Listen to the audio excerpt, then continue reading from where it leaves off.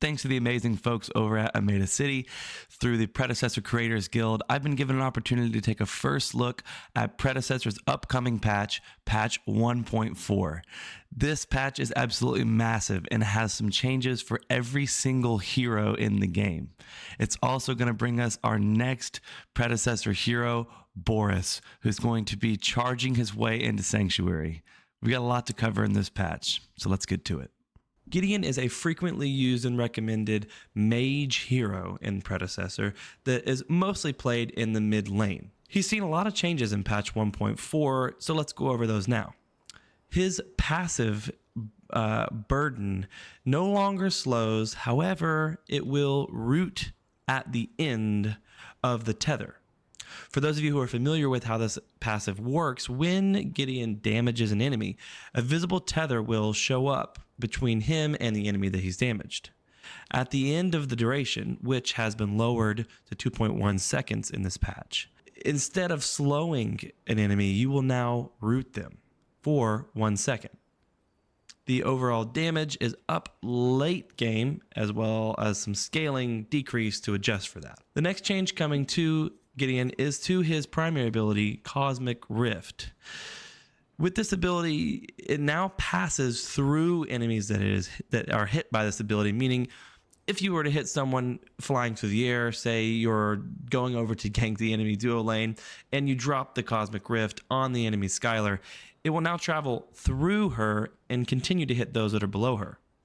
The hitbox has been tightened up on this ability, and the range of the ability has been extended out to 330.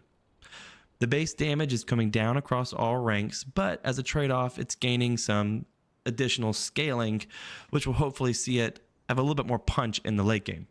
The resource cost has changed, is now 60 to 80 as opposed to a previous fixed 80. And the cooldown on this ability has come down 2 seconds early and stays in the same place as you level up this ability. His next ability, Torn Space, his secondary ability, is what many Gideon players use for an escape, although those brave souls use it for a spicy entrance into the battle. It's going to have just a couple of changes that are going to see more uses early, as the cooldown on this ability has come down a whopping 4 seconds in the early game.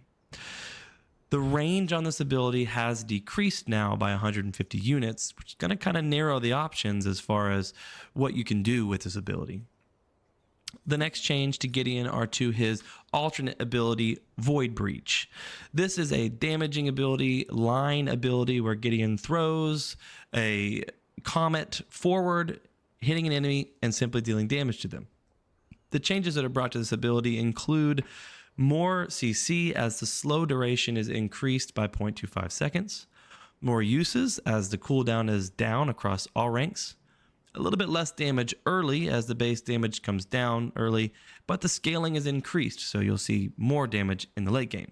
The final change to Gideon is to his ultimate ability, Black Hole. Now, many Gideon players will really appreciate this, as it just seems every time I play Gideon that those enemies that I'm targeting seem to get away with like the smallest amount of health. Well, no more, because at the very end of Gideon's ultimate, they've given him the ability to move and cast abilities, meaning as the ultimate is finishing its damage while still pulling enemies into the center, Gideon will be free to move and cast abilities on those enemies that are trying to make a clean escape. This ability can no longer be cleansed, meaning it's going to be way more difficult to walk out of it. The radius has come down a little bit, but the pull strength into the center of the ultimate has increased 20%. All these changes make for a great ultimate, and all the changes make for a stronger Gideon in the late game. Let me know what you think about the changes that are coming to Gideon in patch 1.4 in the comments below, and whether you plan on playing him